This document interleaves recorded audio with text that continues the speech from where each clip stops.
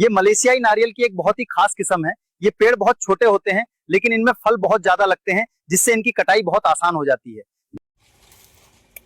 शेतकरी बंधू नमस्कार, आपल्या यूट्यूब चॅनलवरती सरचे स्वागत। तुम्हाला तर माहिती आहे आपला विशेष भारी महाराष्ट्रातील सर्वात मोठी 35 एकरात नर्सरी आहे। आजचं लोडिंग चाललेलं आहे बिझनेसमन श्री विजय मनोहर हेलेकर सरांची जी शेती आहे ही बिरोबा नगर 46 पाटा नातेपुते। आता सरांनी जी मलेशियन ग्रीन डॉर्फ केरळमधली क्रॉस पॉलिनेशन बुटकी जात आहे लावल्यापासून 2.5-3 वर्षात फळधारणा चालू होत्या। स्वतःचे मदर प्लांट आहेत आपले। महाराष्ट्रात आपण नारळाची आत्तापर्यंत 60,000 एकर लागवड दिलेली आहे आणि महाराष्ट्रात आपल्या 700 बागा चांगल्या उत्पादनाच्या सुरुवात झालेल्या आहेत।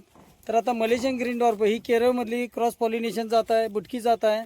नारळाचं वैशिष्ट्य म्हणजे नारळामध्ये पाणी चवीला गोड, पाण्याचं प्रमाण आहे 400-450 मिली। नारळाची साईज मोठी, अगदी 2 in 1। नारळाचं खोबरं पण तयार करायचं असेल तर नारळ लावल्यापासून 7 ते 8 महिन्यात नारळ पाणी, नाही तोडलं तर 11 महिन्यात खोबरं तयार होते। अशा प्रकारची बुटकी जात श्री विजय मनोहर हेलेकर सर बिझनेसमन व्यक्ती आहेत। सरांचा व्यवसाय मुंबईमध्ये आहे। गावी शेती भरपूर असल्यामुळं नारळ शेतीचं नियोजन केलेलं आहे। तर आजच्या व्हिडिओमध्ये आपण मलेशियन ग्रीन डॉर्फ नारळ अशा प्रकारे शॉर्टिंग करून रोपं दिली जातात, सिलेक्शन करून बघू शकतो आपण।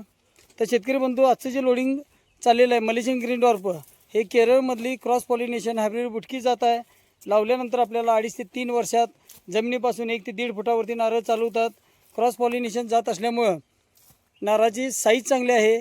त्याचबरोबर नारळामध्ये खोबऱ्याचं प्रमाण ही जाड येतं। भैया सिलेक्शन केलेली उठा उसको एक बार समझे दे, जो भी काम करना है समझ ले। बघू शकतो आपण सिलेक्शन करून असा पट्टा लावलेला आहे आणि त्यातली रोपं आपल्याला द्यायची चाललेली आहेत।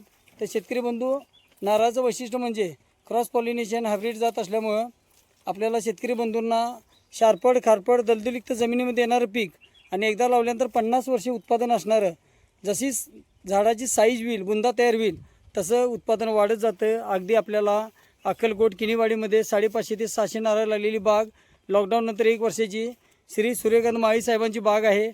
त्याचबरोबर API बनसोडे साहेब मंगळवेढ्यामध्ये सलगर कारखान्याजवळ भीमा कारखान्याच्या बाजूलाच आपली बाग आहे 700 नारळाची। तर अशा बऱ्याच ठिकाणी आपल्या बागा डेव्हलप झालेल्या आहेत। तर आता नारळ लोडिंग ह्या नारळ शेतीबद्दल माहिती घेणार आहोत। केरळमधली cross pollination Malaysian green dwarf आहे। वैशिष्ट्य म्हणजे या नारळाला क्रॉस पॉलिनेशन असल्यामुळे साईज चांगली आहे आणि शारपड खारपड दलदलीक्त जमिनीमध्ये येणारं पीक आहे। शेतकरी बंधू, याला जमीन कुठलीच असली तरी चालते आणि उत्पादन जे आहे हे आपल्याला शुअर शॉट 2.5 ते 3 वर्षात चालू होते। तर सुरुवातीला आपल्याला 100-150 फळं, नंतर फळाची संख्या वाढत जाते। अगदी 4थ्या वर्षी आपल्याला 350 ते 450 नारळ निघालेच पाहिजे ही गॅरंटी आहे। क्रॉस पॉलिनेशन संकरित जात असल्यामुळं स्वतः बनवल्यामुळं खात्रीची रोप मिळतं। आज बरेच नर्सरीवाले महाराष्ट्रातले आंध्रातनं राजमंड्रीवरनं रोपं मागून देतात, स्वस्तात रोपं मिळतात। ती म्हण आहे ना, सस्ता रोय बार बार महंगा रोय एक बार। माझं रोप हे 375 रुपयानं घरपोच येते। शेतकरी बंधू, महाग वाटत असेल पण क्वालिटी काम होणार, कारण खात्रीची रोप नर्सरी महाराष्ट्रातील सर्वात मोठी 35 एकरात नर्सरी आहे। लांजामध्ये 32 एकरात नर्सरी आहे। 250 कामगार आहेत, 40 कोटीची उलाढाल आहे। तर ही जी रोपं आहेत क्रॉस पॉलिनेशन असल्यामुळं ही गॅरंटी आपण देतो की 3 वर्षात नारळ लागलेच पाहिजेत। आता ज्या महाराष्ट्रात 700 बागा चालू झालेल्या आहेत त्यामध्ये आपल्याला शारपड खारपड जमिनीमध्ये जर लागवड बघायची असेल तर इस्लामपूरमध्ये साखराई गावा श्री पांडुरंग निकम, त्याचबरोबर इतर ठिकाणी जर म्हणला तर धाराशिवमध्ये वैजनाथ माळे असतील, नितळी गाव आहे, परिवैजनाथमध्ये कनेरवाडीत गोवर्धन मुंडे काका आहेत, त्याचबरोबर जालन्यामध्ये बाणाजीवाडीमध्ये बाण पाटील असतील, रोयलागडमध्ये सतीश होलगे पाटील असतील। त्याचबरोबर इतर ठिकाणी जर म्हणलं तर आपल्याला वाईमध्ये सुकुंडे काका, कळवणमधील महेंद्र ठाकरे सर, ज्या सरांनी 1700 नारळ विकलेला आहे। महिंद्रा कंपनीमध्ये गोव्याला सुपरवायझर आहेत सरांनी। माळापुढे म्हणून गाव आहे कळवणमधलं, 1700 नारळ सेल आउट केलेला आहे 38 रुपयानं वाशी मार्केटला। तर शेतकरी बंधू, जे आपण शुअर शॉट जात देतोय त्याच्याबद्दल उत्पादनाबद्दल शेतकरी बंधूंनी बिंदास्त राहायचं आहे, कारण महाराष्ट्रातली सर्वात मोठी नावाजलेली नर्सरी आहे। 1982ची 44 वर्षे पूर्ण झालेली आहेत। पाटील, हा पट्टा घ्यायला दिसतोय पाहिलं। तर अशा प्रकारची ही जी रोपं आहेत ही रोपं आपल्याला बुकिंगनंतर घरपोच येतील आणि आपण कुठल्याही जमिनीमध्ये हे पीक घेत असल्यामुळं ह्याला जमिनीचा विषय येत नाही. नारळाला फक्त शेणखत आणि पाणी मिळालं की झाडाची वाढ चालू होत असते.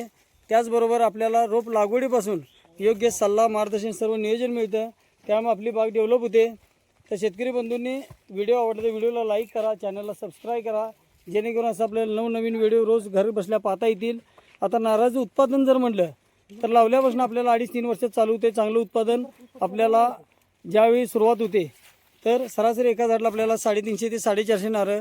बांधावरती तुम्ही नारळ पाणी म्हणून जरी दिलं तरी एका झाडापासून आपल्याला जे उत्पादन मिळतं वाटा भारी नारळ पाणी जे मिळतं आपल्याला तर त्यासाठी आपण जाग्यावरनं 30-35 रुपयानं विकू शकतो.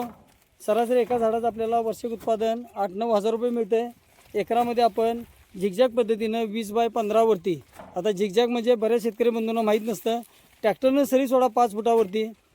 रोप समोरासमोर न लावता पहिली लाईन तुम्ही 15 फुटाला लावा, दुसरी लाईन जी आहे त्यामध्ये 3 सऱ्या बार करा 5 फुटाच्या, चौथ्या सरीला रोप लावा, 20 फूट अंतर पडते.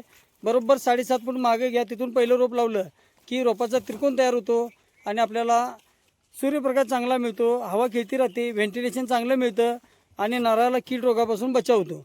आता नारळावरती कीड रोग जो असणार आहे हा 2 वर्षानंतर याला सोंड्या भुंगा गेंड्या भुंग्याचा त्रास असतो. त्यासाठी कामगंध सापळे मिळतात. ते सगळं आपल्याला नियोजन दिलं जातं आणि खत पाण्याचं लागवडीचं नियोजन मिळाल्यामुळे आपल्या बागा डेव्हलप होतात. यासाठी आपण न चुकता चॅनलला सबस्क्राईब करा, लाईक करा, शेअर करा.